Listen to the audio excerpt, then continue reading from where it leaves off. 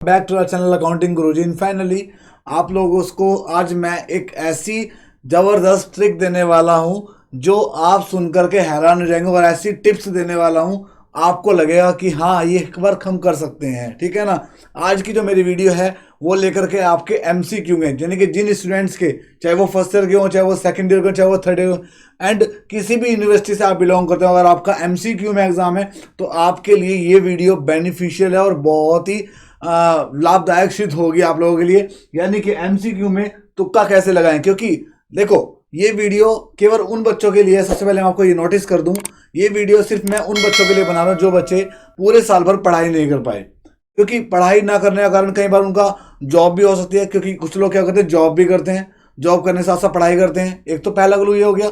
दूसरी चीज ये होती है कि क्या पता उनकी फाइनेंशियल प्रॉब्लम ठीक ना हो कि वो अपनी स्टडी ना कर पाए, ट्यूशन ना लगा पाए हो, है ना, या फिर उनको समय से मतलब समय का ध्यान ना रहा हो, जैसे कि फटाफट से उन्होंने एग्जाम फिल किया और एकदम से 10 दिन के अंदर ही आपके एग्जाम आ गए। तो उस कंडीशन में उनको फेस करना पड़ेगा कि भाई हम किस तरीके से अपने एग्जाम दें। और मान लीजिए उनके एग्जाम जो है वो है एमसीक्यू में।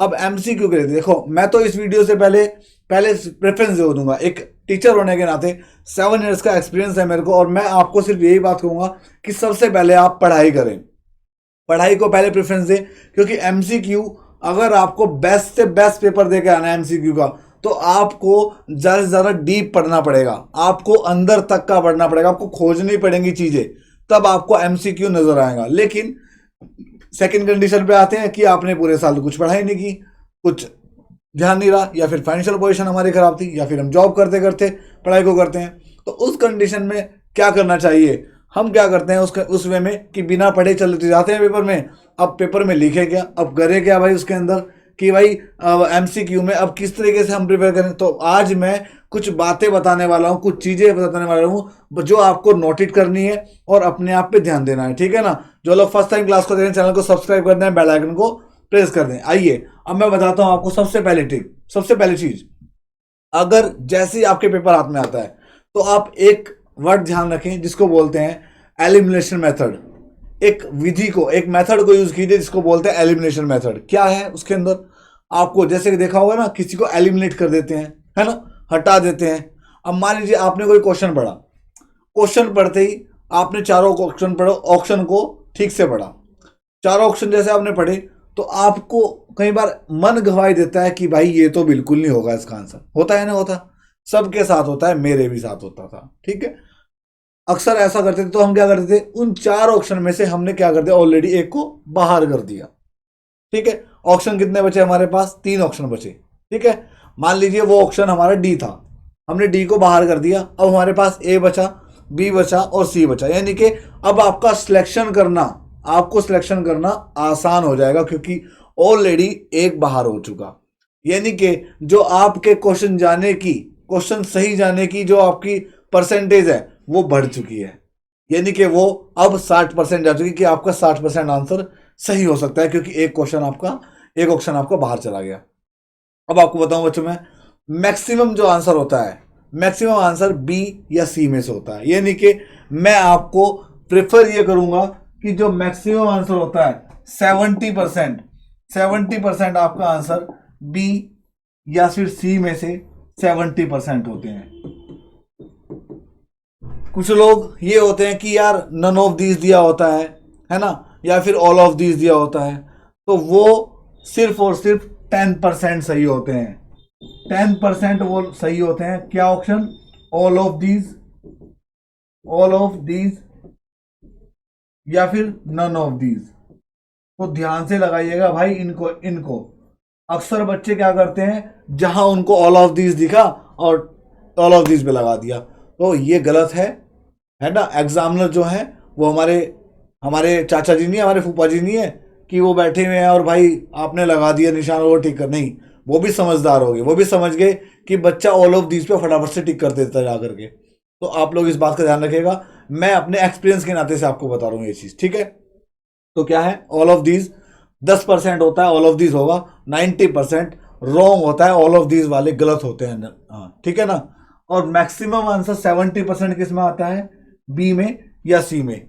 अब मान लीजिए कोई ऑप्शन था कोई क्वेश्चन पढ़ा आपने, उस पेपर में से आपका जो ऑप्शन था वो सी बाहर हो गया और ए बाहर हो गया, सी बाहर हो गया और ए बाहर हो गया, यानी कि एलिमिनेशन कर दिया आपने। तो आपके पास बचा क्या, बी और डी। तो ज्यादा प्रेफरेंस किसे दोगे आप? तो मैं तो भाई ज्यादा प्रेफरेंस बी को दूंगा, मैं तो ज्यादा प्रेफरेंस बी को दूंगा। तीसरी चीज क्या आती है? मान लीजिए आपके पास 4 ऑप्शन आए, फिर दोबारा से क्वेश्चन पढ़ा, 4 ऑप्शन आए, आपने पढ़ा A B, B B, C B, D B, ठीक है।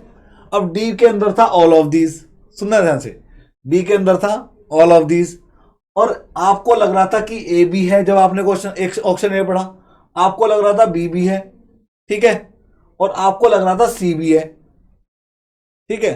मतलब आपको क्या है, इन दोनों में से एक पे डाउट था, यानी कि आपको बी और सी लग रहे थे, बी और सी लग रहे थे, और ए नहीं लग रहा था, ठीक है।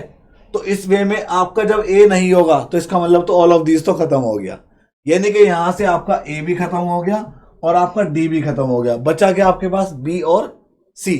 तो बस आपको सिलेक्शन बी और सी में से करना है। जहां मन कह रहा होगा, जहां आपका माइंड कह रहा होगा, वहां टिक करिएगा। कई बार हमें माइंड की सुननी पड़ती है, कई बार हमें दिल की सुननी पड़ती है, ठीक है ना।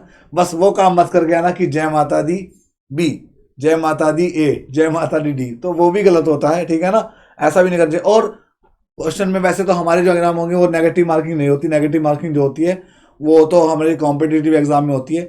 तो मैं उसमें बिल्कुल सलाह नहीं दूंगा आपको इस तरीके के तुक्के लगाने की, ठीक है ना। तो देखो, मैं टीचर होने के नाते मैं सिर्फ आपको सजेस्ट कर रहा हूँ, देखो पहले पढ़ाई है, ठीक है, बाद में ये है कि अगर आपने बिल्कुल पढ़ाई नहीं की या पढ़ाई हो नहीं पाई किसी कारण, या फिर बाद में कुछ क्वेश्चंस बच जाते हैं, तो उस वे में, उस कंडीशन में आप ये कर सकते हैं, ठीक है ना। जैसे कि आपने 100 क्वेश्चन का आपका पेपर था, 100 क्वेश्चन का, और 100 में से आपने 70 अटेम्प्ट कर दी, अब 30 बचे हैं, अब 30 बचे हैं। और 30 में अगर आप इस ट्रिक को, जो ट्रिक मैंने बताई, इस ट्रिक को अपनाओगे, ज़्यादा वक्त तो लग देगा इस ट्रिक में अपनाने में, तो अगर आप अपनाओगे तो मैं ये गारंटी लूंगा आपकी कि 50% आपके क्वेश्चन सही होंगे, यानी कि 30 में से 15 क्वेश्चन आपके राइट हो जाएंगे, 15 क्वेश्चन आपके राइट हो जाएंगे, ठीक है ना। तो आई होप आपको समझ में आया होगा कि किस वे में आपको ये तुक्का लगाना है, किस वे में आपको नहीं लगाना है, इस बात को आपको ध्यान रखना है, ठीक है ना। Thank you so much for watching this video. भाई अगर आपको अच्छा लगा हो सजेशन मेरा, तो लाइक शेयर कमेंट कीजिएगा। वैसे तो देखो ये धोखाधड़ी होती है, ठीक है ना, ये गलत होता है बताना, लेकिन फिर भी एक टीचर होने के नाते अपने बच्चे को गाइडेंस भी देनी बड़ी जरूरी होती है, क्योंकि वो लिख करके क्या, अदरवाइज जो रह जाएगा, फेल हो जाएगा, उसका साल बर्बाद हो जाएगा। तो साल बचाने के लिए कुछ ना कुछ तो करना पड़ेगा, ठीक है ना। चलिएगा, thank you so much for watching this video. Like share comment जरूर करना, और जाते आते चैनल को सब्सक्राइब कर देना। Thank you so much, bye and take care all of you.